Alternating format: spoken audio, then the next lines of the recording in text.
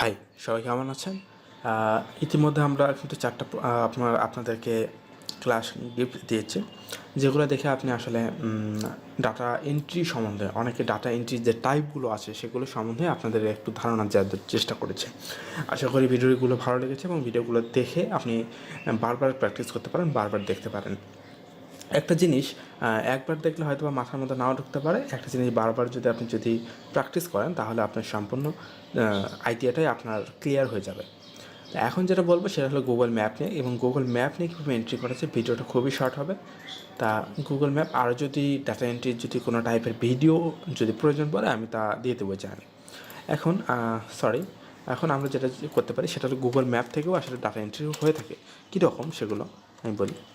Google map লিখে যদি আমি সার্চ করি, দেখুন এখন গুগল ম্যাপ .google.com আমরা এইটাতে চলে আসলাম। আসার পরে আপনি দেখতে পাচ্ছেন যেটা ম্যাপ যেটা ছিল সেটা আসলে লোড নিয়ে নিল। এখন এখানে আমরা যদি দেই রেস্টুরেন্ট ঢাকা, দেখুন রেস্টুরেন্ট ঢাকাতে সার্চ করে এখান থেকে আমরা আসলে ইনফরমেশনগুলো কালেক্ট করতে পারছি এবং ডাটাগুলো এন্ট্রি করতে পারছি। এখন কীভাবে? আচ্ছা, এখানে দেখুন এখানে 20টা পর্যন্ত ফলাফল দেখাচ্ছে, তাই না? এখন আরও আপনি ফিল্টারিং করতে পারেন। আমি এখন আপাতত অত কিছুতে যাচ্ছি না। আচ্ছা, এখন আমরা যেটা করব সেটা হলো এখানে দেখতে পাচ্ছেন সাজনা রেস্টুরেন্টে যদি আমরা যদি ক্লিক করি বা সাজনা রেস্টুরেন্টে যদি আমরা ঢুকি, তাহলে দেখুন এখান থেকে আমরা ডাটাগুলো কালেক্ট করতে পারছি বায়ার টার্গেট অনুযায়ী। সাজনা রেস্টুরেন্ট, তারপরে এখানে আমরা যেটা পাচ্ছি সেটা হলো তাদের ফেসবুক আইডি, তাদের ফোন নাম্বার এবং তাদের ওয়েবসাইট যদি থাকে। আচ্ছা, ওয়েবসাইট নেই, এখান থেকে পাওয়া যায়। এখন সাপোজলি আমরা যদি ঢাকা যেহেতু রেস্টুরেন্ট দিচ্ছিলাম, আমরা রেস্টুরেন্ট TURENT রেস্টুরেন্ট আমরা যদি দিই নিউ ইয়র্ক দিয়ে যদি আমরা সার্চ করি, দেখুন রেস্টুরেন্ট নিউ ইয়র্কের আন্ডারে যে রেস্টুরেন্টগুলো আছে সেগুলো কিন্তু আমার মাঝে শো করছে। এখন দেখুন এখানে কিন্তু রেস্টুরেন্টের এগুলো এগুলো বিজ্ঞাপন, এগুলো দেখার কোনো প্রয়োজন নেই।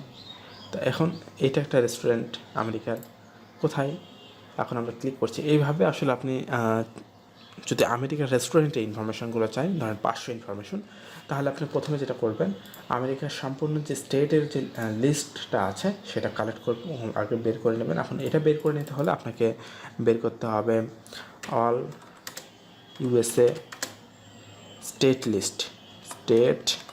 লিস্ট আপনি লিখে যদি সার্চ করেন, ধরুন বায়ার আপনাকে, আচ্ছা উইকিপিডিয়া থেকে আমরা নিতে পারি।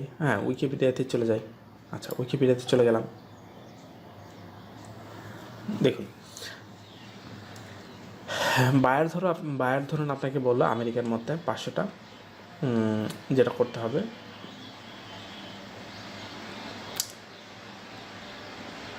আচ্ছা এখানে দেখতে পাচ্ছেন বার্মিংহাম আমরা প্রথমে কপি করার পরে এখানে দেখুন রেস্টুরেন্টের আগে বার্মিংহাম দিয়ে দিলাম, দিয়ে আমরা জাস্ট কী করব, সার্চ করব।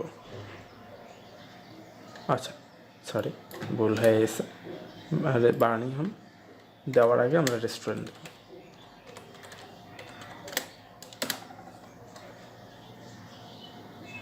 দিয়ে আমরা এখানে সার্চ করতেছি।